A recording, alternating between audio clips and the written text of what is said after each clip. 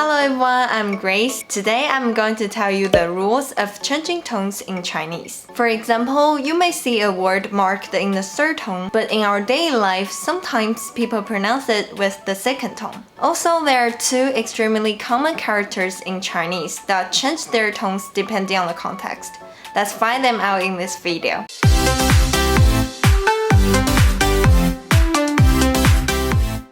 So as you may know, Mandarin is a tonal language, so each Chinese character has its own tone. But under some conditions, certain tones change because it makes it much easier for the listeners to understand. Now let's take a look at these rules. The first one, remember these two characters.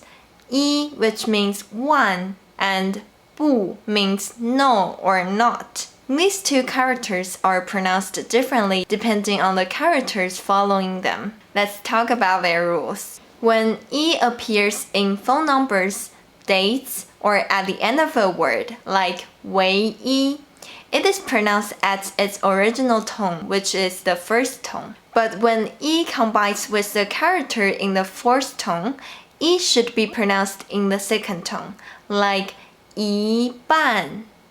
一半，一定，一定。什么怎么办？蜜蜂尾巴，凤尾巴。但你一定要超级小心，因为这里全都是易碎品，一定。When E is followed by characters with other tones, the first, second, or third tones, it changes into the fourth tone. Let's see some examples. 这三嫂的 ID 有点眼熟啊。哎，你这么一说，我也觉着啊。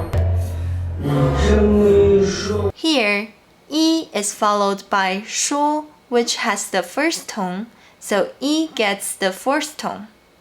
什么以前的老板，一直就是我，好吧？一直。Here, E is followed by 直, which has the second tone, so E gets the fourth tone. 既有梦想又有天赋，为什么不努力一点呢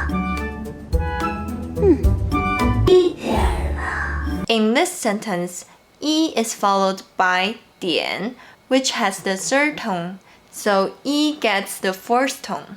So remember, E gets the fourth tone if it is combined with a character with the first tone, the second tone, or the third tone. But when it is combined with a character with the fourth tone, it gets the second tone. Okay, now let's talk about the rule of 不. This one is easier. The original tone of 不 is the fourth tone. In most cases, it remains with its original tone, the fourth tone. Only when it connects to another fourth tone character would it change into the second tone. For example, 不要, 不要. Because 要 has the fourth tone, 不 gets the second tone. 你还不要？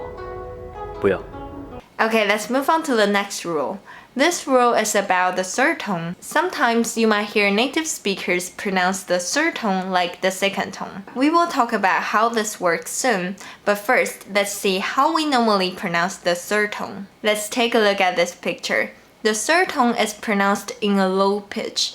To pronounce the third tone, you just start from a low pitch and then go down a bit. For example, if you want to say, you're the best, you can say, 你最好了. 你最好了. Here, 你 and 好 are in the third tone. They both start from a low pitch and then go down a bit. Let's listen to it again. 你最好了. 你最好了. Okay, now let's see when the third tone changes. Normally, we just pronounce the third tone with a low pitch and then go down a bit. But when the third tone is followed by another third tone, you should pronounce the first one like the second tone. For example, 你好, 你好, 想法, 想法, 雨伞, 雨伞. We pronounce the first one like the second tone, so it is more distinguishable and easier for listeners to understand. Okay, after knowing the rules of changing tones in Chinese, let's have a quick recap. So, when do Chinese tones change? When you encounter these two characters, 一 and 不, in certain conditions, you need to change their tones. Like if E is followed by a character with the fourth tone, the tone of E would change into the second tone. But if E is followed by characters with the other tones, the first, second, or third tone, its tone would change into the fourth tone. As for the tone changing rule of 不, in most cases, 不 remains with its original tone, the fourth tone. Only when it is followed by another fourth tone character would its tone change into the second tone, like 不要. And another tone change rule is about the third tone. Normally, we just pronounce the third tone with a low pitch and then go down a bit. But when the third tone is followed by another third tone, you should pronounce the first one like the second tone. For instance, 你好, 想法. Okay, that's all for today. I know it's a bit hard to immediately get used to these rules. The thing is that you don't have to push yourself too hard. Now that you have the tips to pronouncing them, you just need to listen more and practice more. Gradually, you will get the sense for pronouncing them and sounding like a native speaker. Alright, I will see you next time. Bye!